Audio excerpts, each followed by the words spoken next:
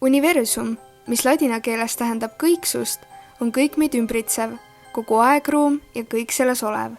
Kuid millest see koosneb, millised objektid seal asetsevad ja kuidas kõik alguse sai? Küsimusi on palju, aga kui täiesti aus olla, siis mitte keegi ei tea neile täpset ega kindlat vastust. On vaid teooriad ja ka mõned faktid, mis annavad aimu, et need teooriad võivad olla tõesed. Ja toetades kõigele sellele, olen ma kokku pannud ülevaatlikutest videotest koosneva seeria, mis peaks kõigil aitama natukene paremini mõista universumit ja selle olemust.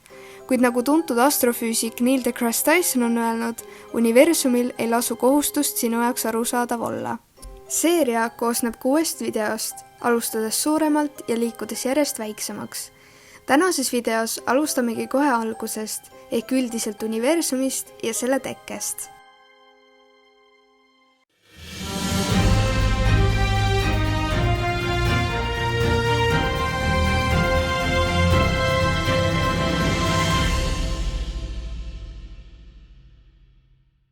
Kõige tuntum teooria universumi tekkimisest on suure paugu teooria.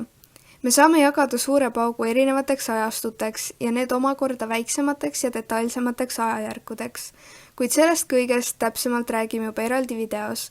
Kõigepealt on oluline aru saada üldpildist. Suure paugu nimetus on tegelikult veidi eksitav, kuna tegemist polnud mitte mingisuguse pauguga, vaid hoopis hetkega, kus universum kiiresti paisus ning tekkisid aeg, mateeria ja energia.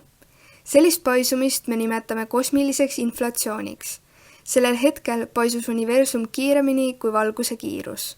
Okei, aga kas relatiivsusteooria mitte ei väida, et mitte miski ei saa vaakumis liikuda kiiremini kui valguse kiirus? Jah, see on tõsi, kuid see keelab ainult valguse kiirust ületavat liikumist ruumis, mitte ruumi enda paisumist valgusest kiiremini. Sellepärast polegi kosmiline inflatsioon vastuolus relatiivsusteooriaga. Järgmised 380 000 aastat oli universum läbipaistmatu.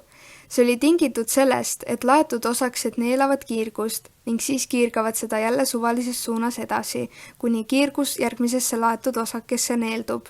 Aga siis, kui universumi temperatuur langes ja vahepeal tekkinud aatomituumad endale elektronid juurde püüdsid, moodustusid neutraalsed aatomid, mis enam kiirgust ei neela. Tänu sellele sai universum muutuda kiirgusele läbipaistvaks. Seda kiirguse vabanemist näeme meie kosmilise mikrolaine taustkiirguse ehk reliktkiirgusena. Mäletate seda, kui tahtsite väiksena telekast mingit multikat või midagi vaadata, aga sattusite kogemata valele kanalile ja tervele ekraanile ilmus mustvalge, virvendav ja kahisev pilt? See tegelikult ongi mikrolaine taustkiirgus, mille teie antenn kinni püüdis. Nüüd, mitusada miljonit aastat valitses universumis pime ajastu. Nimetus tuleb sellest, et veel ei olnud tekkinud ühtegi tähte ega galaktikat, mis uut valgust kiirgaksid. Lõpuks surus gravitatsioon tihedamates piirkondades kokku gaasilise vesiniku ja heeliumi ning kuna tihedus nendes kohtades oli nii suur, siis varises see kokku ja aatomid hakkasid osalema tuumasünteesi reaktsioonides, moodustades esimesed tähed. Sellega lõppes pime ajastu. Tähed koondusid kokku ja tekkisid galaktikad, moodustusid planeedid, meie päikesüsteem ja üks hetk ka inimene. Universum on tänaseks umbes 13,8 miljardit aastat vana ning paisub siiani kiirenevalt. Arvatakse, et kiirenevat paisumist põhjustab tume energia. Mis asi see tume energia veel on? Me tegelikult täpselt ei teagi. Vaatame korraks universumi koostise diagrammi. Kõigest 5% kogu tervikust moodustab tavaaine. Selle alla kuulub kõik, millega me igapäevaselt kokku puutume, samuti ka näiteks tähed, planeedid ja muu selline. 25% on tumeainet, mille olemusest saame aimu vaid tänu gravitatsioonilisele vastastikmõjule ning seda müstilist tumeenergiat, mille kohta me midagi ei tea, on 70%. Nagu näha, siis universum on täis lahendamata müsteeriumeid.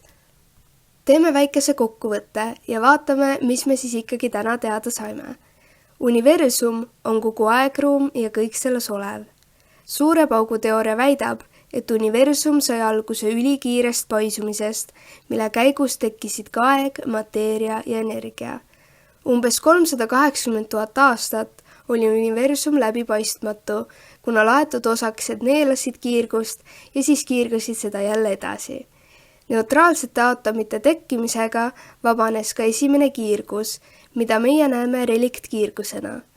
Aega, kui universumis polnud ühtegi valgusallikat, nimetatakse pimedaks ajastuks.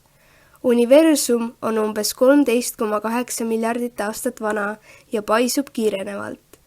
Universum koosneb tavaainest, tumeainest ja tumeenergiast. Sellega on tänaseks üks pisike sammuke universumi tundmaõppimises edasi astutud. Aitäh vaatamast ja kohtume juba järgmises videos!